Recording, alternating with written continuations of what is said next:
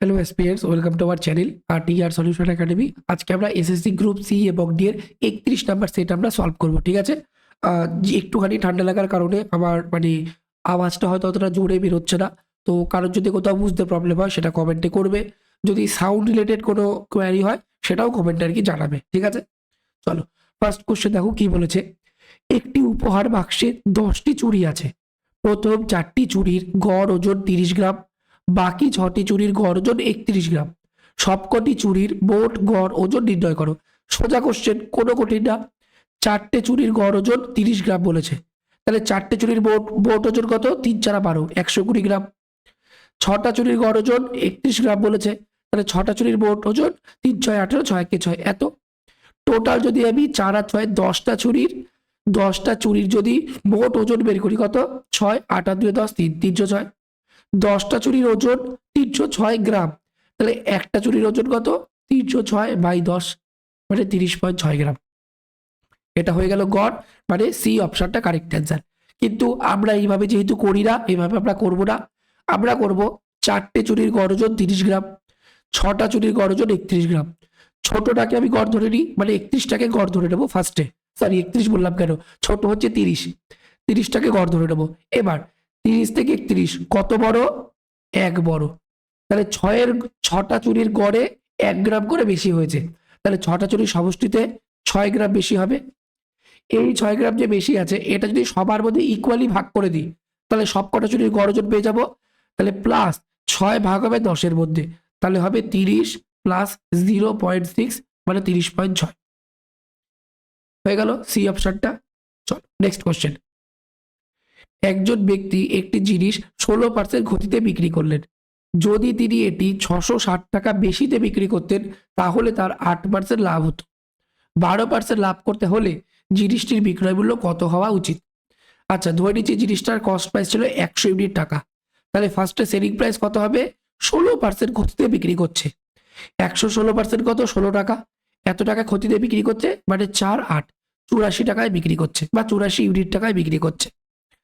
এর থেকে যদি 660 টাকা বেশিতে বিক্রি করতো, তাহলে কি বলেছে? তার 8% লাভ হতো, মানে 100 টাকার জিনিসে 8 টাকা লাভ হতো। 108 ইউনিট টাকায় বিক্রি করতো। 100 ইউনিট টাকার জিনিসের ওপর 8 ইউনিট টাকা লাভ করে 108 ইউনিট টাকায় বিক্রি করতো। ওকে, 84 থেকে 108 হয়েছে, কত বৃদ্ধি পেয়েছে? 16 আর 8 8 8 16 3 8 24 বৃদ্ধি পেয়েছে।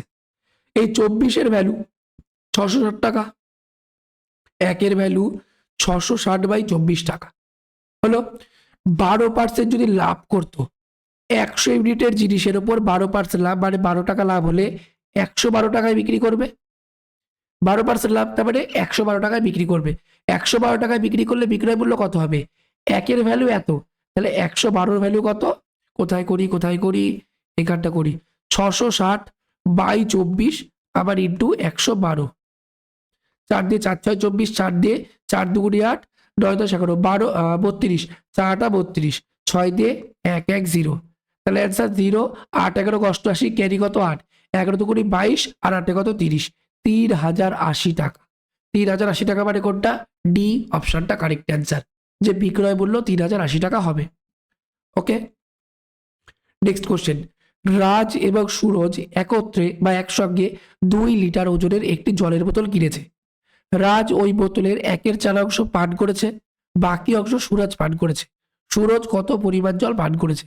আচ্ছা, 1/4 অংশ যদি রাজ পান করে থাকে, তাহলে সুরজ কত পান করবে? 3/4 অংশ পান করবে। টোটাল 1 অংশ, তার মধ্যে 1/4 অংশ রাজ পান করেছে, তাহলে 1 থেকে 1/4 বাদ দিলে 3/4, এটাকে সুরজ পান করেছে। 2 লিটারের 2 লিটার 3/4 অংশ মানে কত? 2 দিয়ে কাটলে 2, 3/2, 3/2 মানে 1.5 লিটার। তাহলে 1.5 লিটার আবার সুরাজ পান করেছে। 1 নম্বর অপশনটা সঠিক উত্তর। ওকে, নেক্সট। মোবাইলের দাম প্রথমে 20% কমানো হয়, তারপরে 10% বাড়ানো হয়, দামের মোট পরিবর্তন হবে কত? আচ্ছা, এটা হচ্ছে সাকসেসিভের ফর্মুলা, মানে দুটো ছাড় বা দুটো ডিসকাউন্ট বা দুটো ইনক্রিজ একসাথে হয়েছে। ফার্স্টে 20% কমিয়েছি, পরে 10% বাড়িয়েছি, তাহলে মোট পরিবর্তন কি? Formula x plus y plus x y by 100%, এটা হচ্ছে ফর্মুলা। এখানে 20% কমিয়েছি, তাহলে প্রথমে -20, 10% বাড়িয়েছি প্লাস 10, তারপরে সূত্রের +10, এক্স এর ভ্যালু -20 ইন্টু 10 বাই কত 100, 0 0 0 0 কাটলো, 20 থেকে 10 বাদ দিলে 10, এটা -2 মানে 12%। -12% মানে কি 12% দাম কমবে আবার, ঠিক আছে, 12% আবার জিনিসটার দাম কমেছে। ডি অপশনটা সঠিক উত্তর। আমাকে শুধু পরিবর্তন জানতে চেয়েছে, লাভ হয়েছে না ক্ষতি হয়েছে সেটা জানতে চাইনি, সেটা হলে আবার ক্ষতি হয়েছে 12%। ওকে, নেক্সট, একজন ব্যক্তি 13,000 টাকা 3টি ব্যাংকে এমনভাবে ভাগ করে রাখলেন যে প্রথম অংশের 5% হারে 4 বছরের সুদ, দ্বিতীয় অংশের 6% হারে 5 বছরের সুদ, তৃতীয় অংশের 8% হারে 5 বছরের সুদ সমান হয়। তাহলে প্রথম অংশটি কত? 13,000 টাকাকে 3টে অংশে ভাগ করেছি এক্স ওয়াই জেডে, যেখানে x plus y plus z equal to আবার কত 13,000 মানে 13K। ওকে, আচ্ছা, এক্স টাকাটাকে ইনভেস্ট করেছি 5% হারে 4 বছরের জন্য, তাহলে সুদ কত পাবো? এক্স ইন্টু 5% ইন্টু 4, বা একবারে করে দিই এক্স এর 4 5 20% সুদ পাবো। এই সুদটা কার সমান? দ্বিতীয় অংশের 6% হিসেবে 5 বছরের সুদের সমান, তাহলে 5 6 30, ওয়াই এর 30%-এর সমান। এটাই কি জেড, তৃতীয় অংশের 8% হিসেবে 5 বছরের সুদের সমান। 8% হিসেবে 5 বছরের সুদ মানে 8% হিসাবে 5 বছরের সুদ মানে 5 টা 40%। হলো, পার্সেন্ট সবকটাই কেটে গেল, 0 সবকটাই কেটে গেল, তাহলে 2x equal to 3y equal to 4z। আচ্ছা, মনে রাখবে যদি আমার x by a, y by b, z by c হয়, এখান থেকে x is to y is to z সমান a is to b is to c আমরা বলতে পারি। ওকে, এবার এখানটা x এর সাথে 2 আছে, y এর সাথে 3 আছে, z এর সাথে 4 আছে, এগুলোকে রাখা যাবে না। কি করে সরাবো? 3 যারা 12, যদি আমি সবকটাকে 12 দিয়ে ভাগ করে দিই তাহলে কি হবে? তাহলে হবে x বাই 6 দুগুণে 12, y বাই 3 4 12, z বাই 3 4 12, তাহলে x is to y is to z কত? 6 ইস টু 4 ইস টু 3। পরের পাতায় লিখছি ভালো করে, x is to y is to z 6 is to 4 is to 3, এটা বুঝে দিই। হলো, তাহলে যদি x টাকার পরিমাণ 6 ইউনিট, y টাকার পরিমাণ 4 ইউনিট, z টাকার পরিমাণ 3 ইউনিট হয়, তাহলে 3টে মিলে কত হচ্ছে? 6 আর 4 10 একে 13, 13 ইউনিট হচ্ছে 3টে মিলে। আর এই 13-র ভ্যালু কোশ্চেনে বলে দিয়েছে 13,000, তাহলে 1-এর ভ্যালু 1000, প্রথম অংশ ছিল 6 ইউনিট, তাহলে 6-এর ভ্যালু 6,000 টাকা। হলো, মানে কোনটা? এ অপশনটা কারেক্ট অ্যান্সার। বুঝতে পারলাম? চলো নেক্সট কোশ্চেন। 8, 28, 18, 78 প্রত্যেকটি থেকে কোন সংখ্যাটি বাদ দিলে তারা সমানুপাতে থাকবে? 8 আছে, 28 আছে, 18 আছে, 78 আছে, এদের থেকে কিছু একটা সংখ্যা বাদ দেব যাতে এরা সমানুপাতে থাকে। দেখো নর্মালি আমি বলেছিলাম এক্স ধরে করাই যায় এই অঙ্ক, যে 8 থেকে এক্স বাদ দিলাম তাহলে 8 মাইনাস এক্স হলো, এটার সাথে 28 থেকে এক্স বাদ দিলাম এটা হলো, এটা সমান সমান 18 থেকে এক্স বাদ দিলাম, 78 থেকে এক্স বাদ দিলাম, এটা সমানুপাতের কনসেপ্ট। কিন্তু এটা অনেকটা বড় হয়ে যায়, এই প্রসেসে আমরা করব না, অনেক বড় প্রসেস এটা। আমরা করব এই দুটো ডিফারেন্স নেব 20, এই দুটো ডিফারেন্স নেব, কত হয়? 6 60, এদের রেশিও নেব, কাটাকাটি করলে 20 1 কে 20 3 20 60, 1:3 হলো। পরেরটার সাথে প্রথম সংখ্যা গুণ করব, 3 8 24, প্রথমটার সাথে 3 নাম্বার সংখ্যা গুণ করব 18, এদের ডিফারেন্স নেব, আর ভাগ করব অনুপাতগুলোর ডিফারেন্স, মানে 3 আর 1 এর ডিফারেন্স 2 করি, 6/2 মানে কত? 3। তাহলে সঠিক উত্তর হয়ে যাবে কোন সংখ্যাটা বাদ দেব? 3 সংখ্যাটাকে বাদ দেব, বি অপশনটা কারেক্ট অ্যান্সার। ক্লিয়ার? বুঝতে পেরেছো? নেক্সট, তোমরা এটাকে বাড়িতে হোমওয়ার্কে একবার চেক করে নিও, যে 8 থেকে 3 বাদ দিচ্ছি, 28 থেকে 3 বাদ দিচ্ছি, আর 18 থেকে 3 বাদ দিচ্ছি, 78 থেকে 3 বাদ দিচ্ছি, তাহলে কি ওরা সমানুপাতে থাকছে? সমানুপাতে মানে প্রথমটা বাই দ্বিতীয়টা সমান সমান তৃতীয়টা বাই চতুর্থটা, এটা হচ্ছে সমানুপাতির কনসেপ্ট। ওকে, নেক্সট, 3টি সংখ্যার গসাগু ও লসাগু যথাক্রমে 6 এবং 420, দুটি সংখ্যা যথাক্রমে 12 এবং 30 হলে তৃতীয় সংখ্যাটি কত? দেখো এটা করার আশা করি কোনো দরকার নেই, অপশন টেস্ট করলে ডিরেক্ট হয়ে যায়। দেখো সবার আগে 3টে সংখ্যার গসাগু কত? 6, গসাগু 6 মানে যে সংখ্যাগুলো নিচ্ছি সেটা 6 দ্বারা বিভাজ্য হতেই হবে, এটা ম্যান্ডেটরি। আচ্ছা, এবার দেখো প্রথম অপশন 21, 6 দ্বারা ভাগ যায় না, 18 6 দ্বারা ভাগ যায়, 42 6 সাথে 42 যায়, 70 6 দ্বারা ভাগ যায় না, তাহলে যাচ্ছে কে কে? যাচ্ছে হচ্ছে আমার 18 আর 42।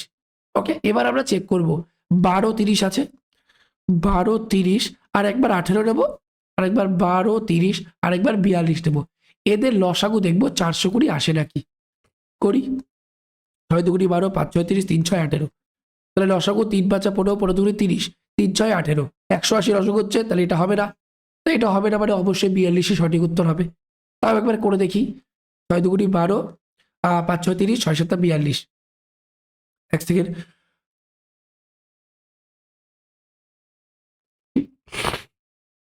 ওকে, 5 7 35, 35 70, 70 ইন্টু 6, 6 7 কত 42, 420 হচ্ছে।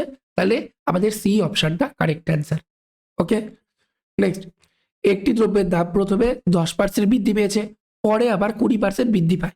যদি শেষ বর্ধিত দাম মানে এখন ফাইনাল দাম যেটা, সেটা 33 টাকা হয়, তবে প্রকৃত দাম কত?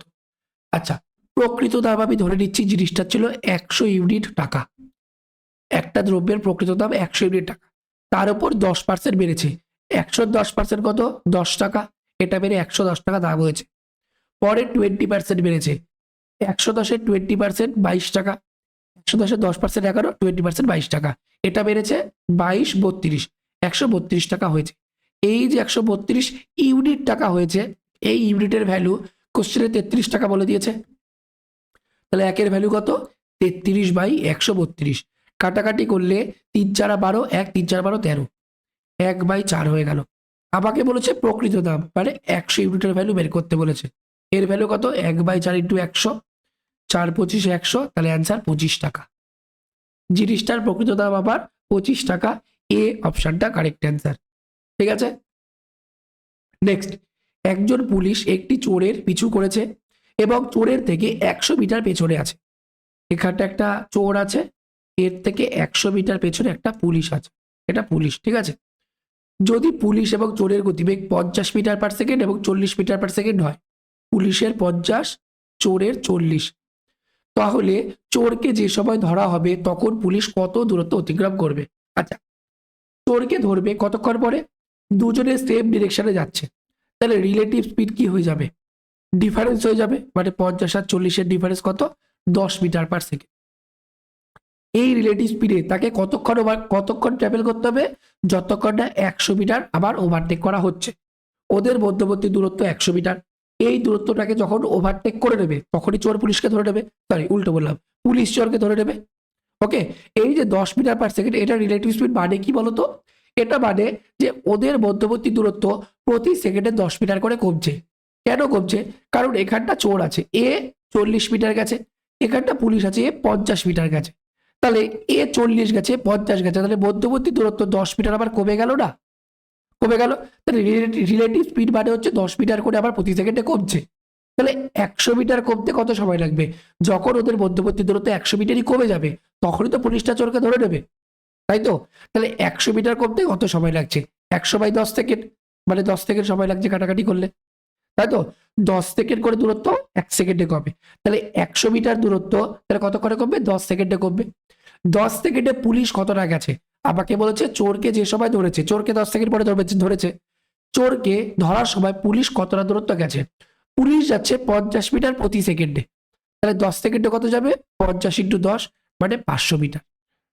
তাহলে সঠিক উত্তর ডি অপশনটা কারেক্ট অ্যান্সার। এখান থেকে তোমরা হোমওয়ার্ক করবে যে চোর কতটা দূরত্ব ওভারটেক করেছে, যখন পুলিশটা চোরকে ধরেছে চোর কতটা দূরত্ব অতিক্রম করেছে। ঠিক আছে, নেক্সট, 5টি পর্যায়ক্রমিক সংখ্যার গড় এক্স, যদি পরের দুটো সংখ্যা যোগ করা হয় তাহলে গড়ের কি পরিবর্তন হবে? 5টা পর্যায়ক্রমিক সংখ্যা মানে পরপর সংখ্যা, 1 2 3 4 5, 5টা সংখ্যার গড় করতে হয় এটা এক্স। তাহলে এর আগের সংখ্যাটা এক্স মাইনাস 1, এটা এক্স মাইনাস 2, আর এটা এক্স প্লাস 1, এক্স প্লাস 2 হলো।